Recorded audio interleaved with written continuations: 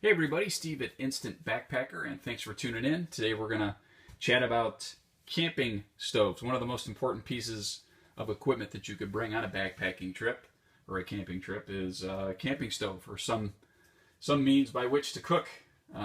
It's almost as important as bringing a sleeping bag and a tent. So it's a pretty important piece, and I'm going to give you some tips, some advice about why and how I've arrived at the cook system I have.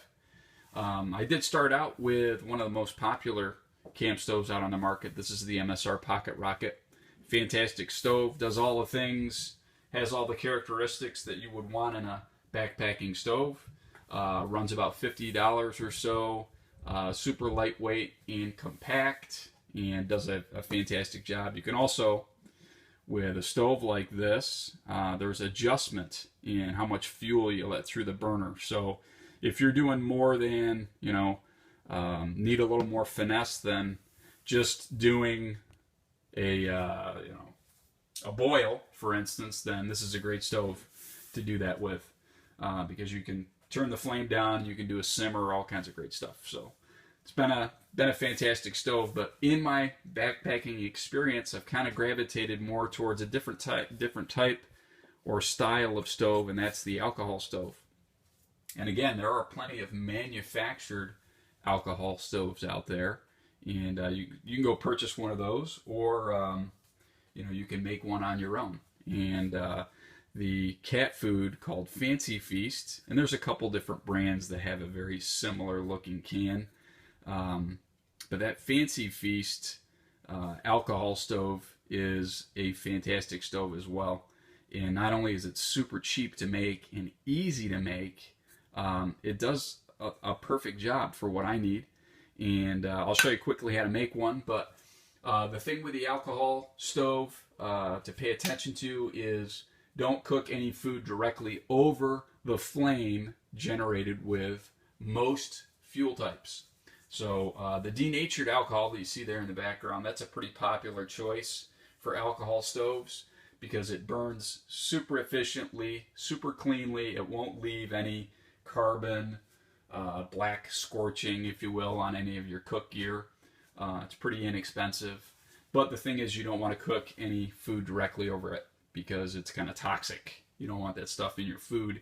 You can, however, very, very safely boil water in a pot over the top of it. So no worries about that. If you did want to cook something directly over in alcohol, then you would need to use an alcohol that you would put into your body, like a like a Bacardi 151, something like that. So just a quick tip to make sure you stay safe. But the easy thing about the Fancy Food can is, again, you just need a few tools to make this, and I'll show you quickly how to make one, and you can do it in just a few minutes. So get your Fancy Food can, open it up, clean it out, grab a permanent marker, and then what you want to do is, you can see I've put a couple of marks on here. You want to put a mark at, just like on a clock, 12, 6, 9, and 3. And after you've done that, then you're kind of putting a second mark in between. For instance, the 12 and the 3, I'm putting a second mark in between them. And then I would rotate here, and I need a second mark here. And then I'd rotate, and I need a second mark here. So you're kind of just splitting the distance in between each of these. And after you do that all the way around, do it again. So you're splitting again in between each of the marks. Okay, so you're making a row of marks or potential holes, right on the cat food can, and you want to make that first row, underneath. You can see how the can kind of flares up a little bit. Make sure you keep that first row a little bit lower than that. So when you start making your holes, you're not into this rim, because that's going to be hard to punch through. So you make your first row of holes, you use your hole punch, and you punch them all out. The one thing to pay attention to, and if you did it the way I told you, the one thing to pay attention to is to not get those holes too close together. You can see here You know, we probably got a good 1/4 of an inch in between holes, which is perfect.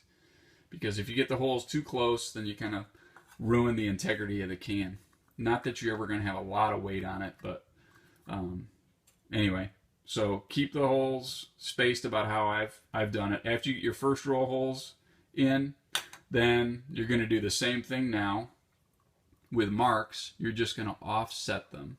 So now you're going to put those marks directly underneath, right in between the holes that are above. Okay? So once all the marks are made, you punch it all out. Piece of cake. Here's the deal too with us to pay attention to is you want to make sure that your second row of holes kind of is about halfway up your can, because you're going to want, you know, about a 1/2 of an inch of reservoir down in the bottom of your alcohol stove, because obviously you're putting fuel down in there. If your holes are too low, your fuel's going to leak out. So you want to make sure you're putting your holes about halfway up the can. And again, it's not super scientific. You can see that, you know, I didn't do the greatest job with this, but it works perfectly for boiling water. And I'll tell you that this is a 2-ounce container that obviously I have denatured alcohol in, and I can use about 1/2 of this. So it's 1 ounce of fuel. We put it in the bottom, we light it up, and I can get about a 7-minute burn time. And that's exactly what I need to be able to boil 2 cups of water, which works perfectly for coffee in the morning, or if I'm doing a Mountain House dehydrated food kit, works perfectly.